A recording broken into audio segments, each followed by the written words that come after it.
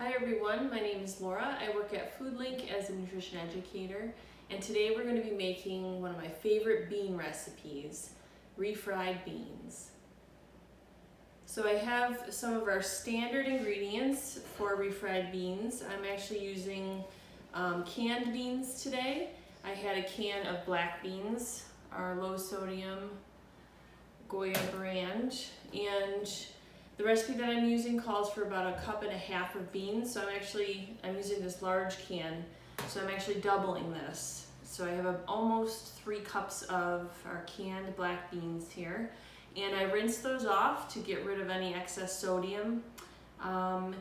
We also have a little bit of vegetable oil, and to season our beans, I'm going to chop up an onion. We're going to saute that together. Actually, I'll get my pan heated up here while I'm chatting.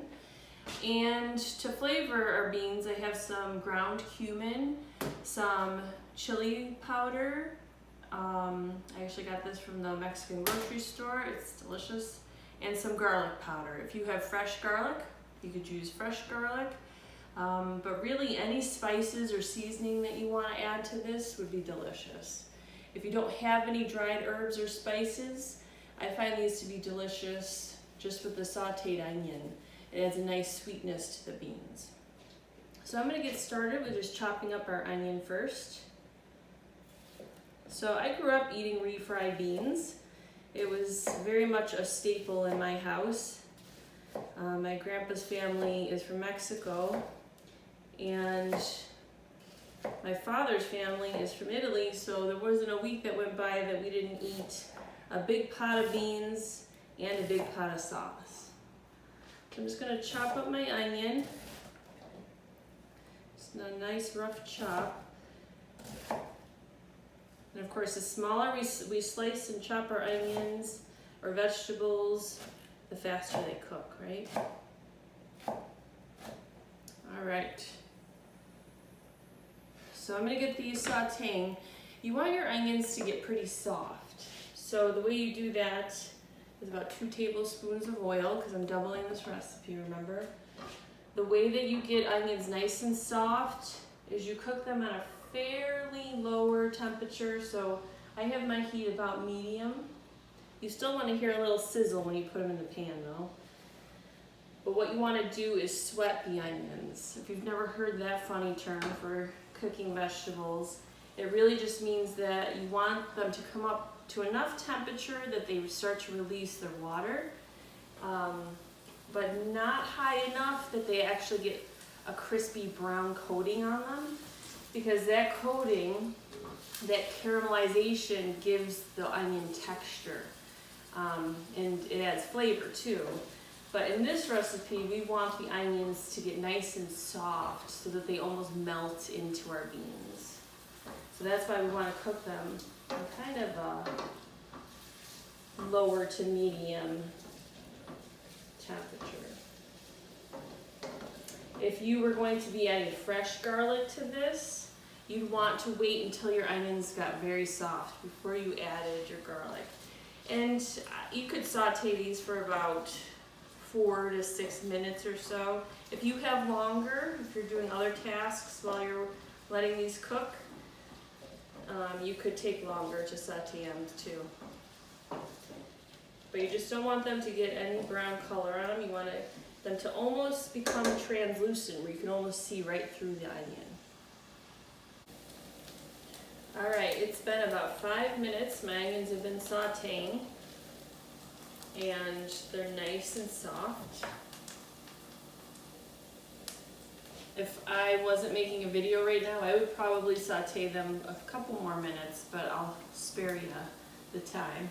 I'm actually going to add my spices right to the pan with the oil still warm. It helps the spice release all of that delicious flavor.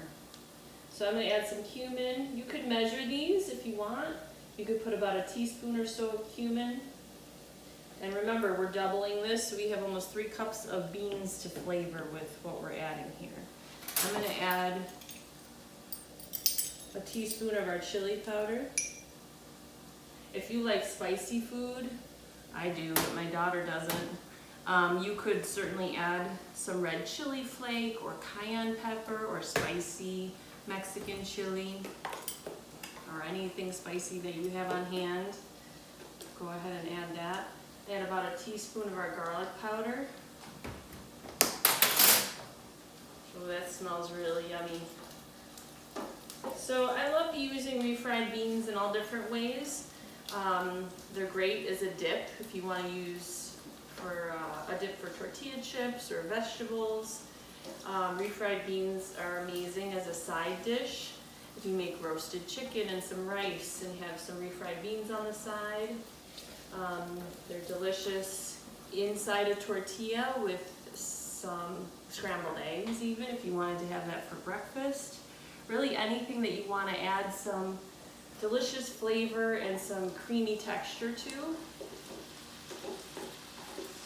Because black beans are so high in protein, refried beans are a great addition to any meal that you feel like you're going to need some protein added to it. Many kids like them, some kids don't, but if your kids do like beans, this is a great dish to try for them, see if they would like it. They may not like the onion in there. My daughter's not a big onion fan, but you could even try to make it without the onion. You would just add the oil to the pan, let the oil heat up, add your spices to the oil, and then just put your beans in. So I'm just mixing the beans right into those spices so they get coated.